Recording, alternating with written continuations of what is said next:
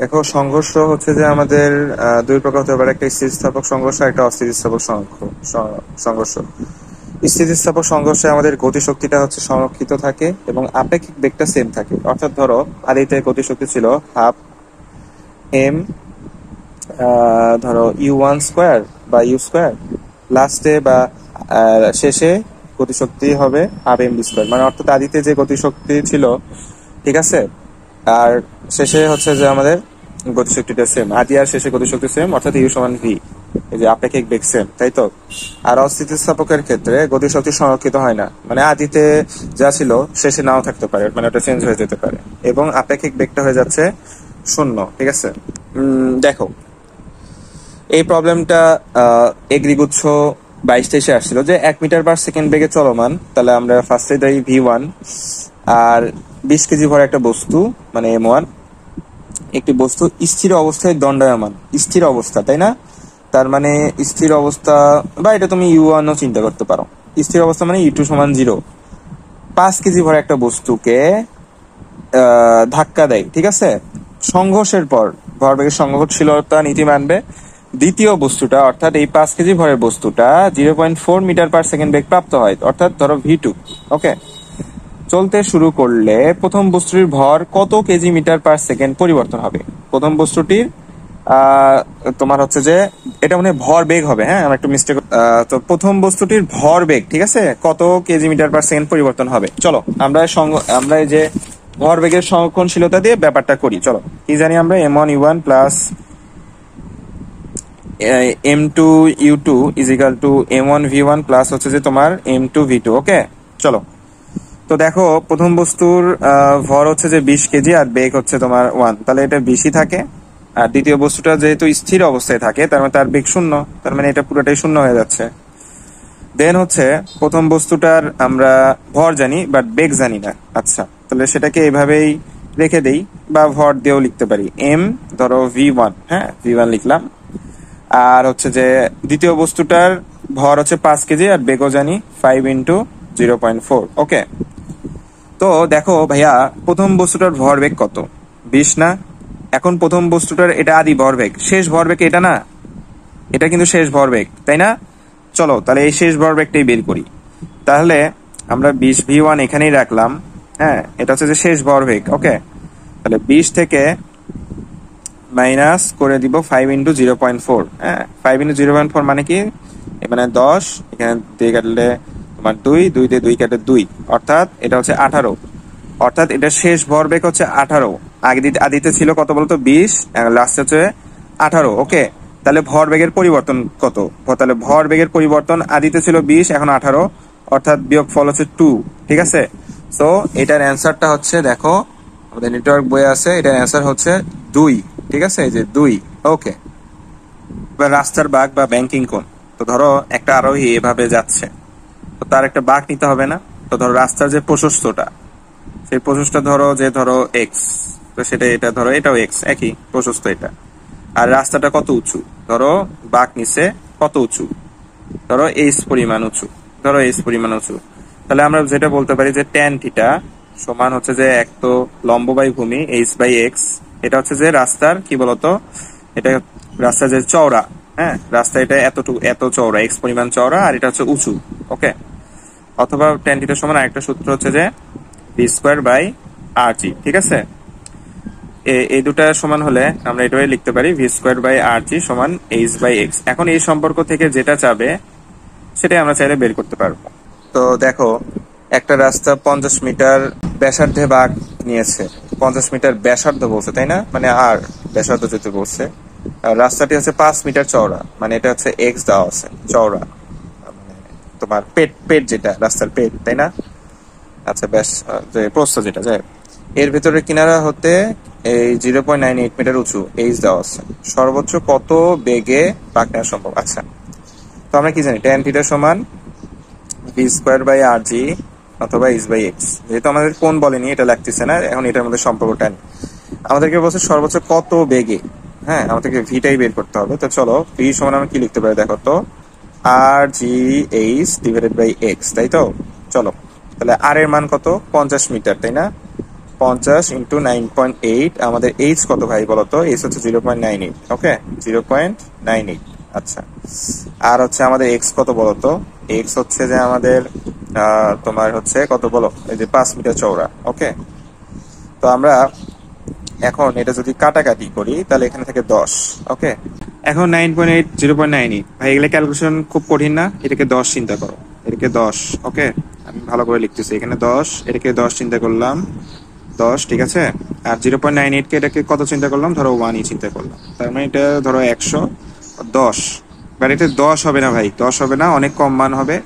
যেহেতু 9.8 কে আমরা 10 চিন্তা করছি, 0.98 কেও আমরা 1 চিন্তা করছি, সো এই মানটা 10-এর থেকে একটু কম হবে, 9 আর 10-এর মাঝামাঝি থাকবে। সো এটাই হচ্ছে আমাদের অ্যান্সার। তো দেখো 50 মিটার ব্যাসার্ধ মানে আর একটা বাঁকের মুখে এত দ্রুতি সম্পন্ন, ধরো ভি সম্পূর্ণ গাড়ি যেতে হলে রাস্তার ব্যাংকিং কোণ কত? হ্যাঁ, তো ট্যান থিটা সমান কি বলতে পারি বলতো? ট্যান থিটা সমান হচ্ছে যে v²/rg, ওকে। আচ্ছা, তাহলে থিটা সমান কি বলতে পারি? Tan inverse. এখন আমরা মানগুলো একটু বসাই। 60 কিলোমিটার/আওয়ার, এটাকে আমরা কিলোমিটার/আওয়ারকে আমরা 3.6 দ্বারা ভাগ দিব, তাহলে মিটার/সেকেন্ডে চলে যাবে, ওকে। তাহলে কত হয় বলতো? এটাকে যদি করি তাহলে এখানে থাকে 10, আর 6 দিয়ে কাটলে এখানে থাকে 6, আর এখানে থাকে হচ্ছে তোমার কত বলো? 10, ওকে। তাহলে এটা থাকে হচ্ছে যে 100/6, তাই না? তার মানে 50 হচ্ছে যে তোমার 3, ওকে। তো 50/3, ওকে। তো তো 50/3 একবারে আমি লিখি, যদি 50-এর বড় কত? 2500, 2500 হচ্ছে তোমার 9, ওকে। এখন ভাই আর এর মান কত? ব্যাসার্ধ হচ্ছে যে আমাদের 50 মিটার, ওকে। ব্যাসার্ধ হচ্ছে যে আমাদের 50 মিটার, ঠিক আছে। আর আমাদের জি এর মানটা হচ্ছে যে কত? জি এর মানটা ধরো 10ই ধরে নাও, ওকে। তাহলে এখন একটা কাজ করো, এই শূন্য কাটা দাও, 5 দিয়ে এটাকে কাটলে কত বলো তো? 5ই হয়, তাই না? আচ্ছা, এখন তোমার 0.1/9, 1/9 এর মান কত? 1/9 এর মান হচ্ছে 0.11, এটাকে 5 দ্বারা গুণ করো, তাহলে কত হবে বলতো? 0.55, তাই না? 0.55, অর্থাৎ 0.55। এখন একটা জিনিস মনে রাখতে হবে, তো দেখো 1/√3 এটার মান হচ্ছে যে 0.57, ঠিক আছে। 1/√2 এটার মান হচ্ছে যে 0.707, ঠিক আছে, বুঝছো? তো এটা একটু মনে রাখবো যে 1/√2 0.707, আর 1/√3 হচ্ছে 0.57। তো 0.55 অনেকটা 0.57 এর কাছাকাছি না? তার মানে আমরা বলতে পারি ট্যান ইনভার্স, তাহলে কত বলতো? আমরা এটাকে ধরতেই পারি 1/√3, ওকে। এই মানটা ভাই মনে থাকা লাগবে, তাহলে এই ম্যাথ তুমি পারবা না, আদারওয়াইজ তুমি তো ক্যালকুলেটর কখনোই পারবা। তো এটার মান কি? 30 ডিগ্রি না? ঠিক আছে।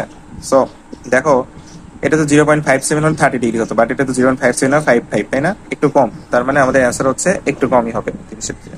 তো আমরা এবার জিএসটিতে আসা একটা প্রবলেম দেখি 23-24। একটা সাইকেল আরোহী ঘন্টায় হচ্ছে যে এত বেগে, অর্থাৎ এটা দেওয়া আছে যে আমাদের ভি 30 মিটার ব্যাসার্ধের, ঠিক আছে, এটা বৃত্তাকার পথে, মানে এটা আর দেওয়া আছে মোড় নিচ্ছে, তো তাকে উলম্বের সাথে কত কোণে হেলে থাকতে হবে? আমরা সূত্রটা কি জানি? ট্যান থিটা সমান v²/rg, ওকে। তো এখানে যে তুমি থিটাটা বের করবা, এটা কিন্তু উলম্বের সাথে, ঠিক আছে, ট্যান থিটা ইনভার্স, তো v²/rg, ফাইন। এখন দেখো তো ভি এর মানটা কত? ভি এর মানটা আছে তোমার হচ্ছে কি বলতো? ভি এর মানটা দেওয়া আছে 24 কিলোমিটার/আওয়ার, ওকে। তো 24 কিলোমিটার/আওয়ার, এটাকে যদি আমি মিটার/সেকেন্ডে নিয়ে যেতে চাই তাহলে হচ্ছে 3.6 দ্বারা ভাগ দিতে হবে, ওকে। আচ্ছা, তাহলে এটা হচ্ছে তোমার 10, দেন হচ্ছে 6 দিয়ে যদি কাটো, এখান থেকে 4 এবং এখান থেকে 6, ওকে।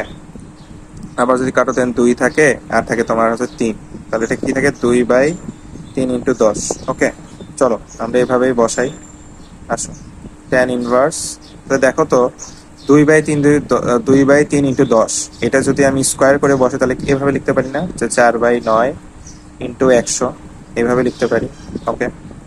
আর হচ্ছে ভাই আর এর মান কত? ব্যাসার্ধ হচ্ছে আমাদের 30 মিটার, আর জি হচ্ছে যে 9.8, 9.8 তো তুমি 10 চিন্তা করো, ওকে।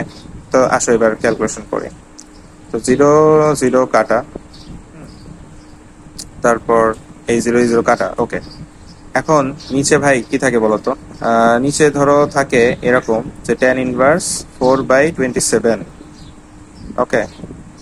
এখন ভাই একটা জিনিস চিন্তা করো, তুমি তো সাদা চারের মধ্যে তো 27 জীবনও যাবে না, বাট 27-এর মধ্যে 4 যাবে, বুঝছো? 27-এর মধ্যে 4 যাবে, বাট 4 কি, 4 ছোট সংখ্যা না, 27 দ্বারা যদি ভাগ করো এটা কি সম্ভব? দশমিক দশমিক আনতে হবে, তাই না? তো তাও যদি আনো, দেখো তো, দশমিক আনলে একটা শূন্য দিলা, 27 × 27, ঠিক আছে? তাহলে কত থাকে? এখানে থাকে 3 1 0। আচ্ছা 27, তারপরে হচ্ছে যে বলো তো, 4 4 27 কত হয় বলো? 4 27 হয় 80, 108, ওকে, 108। তাহলে কত থাকে এখানে? তাহলে এখানে পড়ে থাকে হচ্ছে তোমার কত বলো? 22 পড়ে থাকে, ঠিক আছে? এইভাবে আর কি চলতে থাকবে। তো তুমি মান বুঝতে পারছো যে এই মানটা হয়ে যাবে হচ্ছে যে মানে 0.15, এটাই তো সর্বোচ্চ কাছাকাছি, ওকে? যেহেতু এটা দেখো, একটা আছে 0.15 আর একটা 0.115, 115 তো হলো না, 14 হলো সর্বনিম্ন। বা তুমি এইভাবে করতে পারো, দেখো 4 দিয়ে 27 এর মধ্যে কয়বার যায়? 4 7 28, তুমি এটাকে 28 চিন্তা করো, তার মানে এখানে কি থাকে দেখো তো, tan ইনভার্স, তুমি হচ্ছে যে 4 7টা, মানে এখানে 7 দিয়ে কাটাকাটি গেল, তাই না? সো এখন একটা জিনিস চিন্তা করো, 1/7 এর মান কত? তাহলে tan ইনভার্স এরকম কিনা? tan ইনভার্স 0.14, এরকম না? এরকম না, দেখো আমরা এখানে 0.14 পাইছিলাম, এখানে 14, বাট এই মানটা যেহেতু 27, আমরা 28 চিন্তা করছি, আমরা যেহেতু 27 একটু কম, তার মানটা বাড়বে।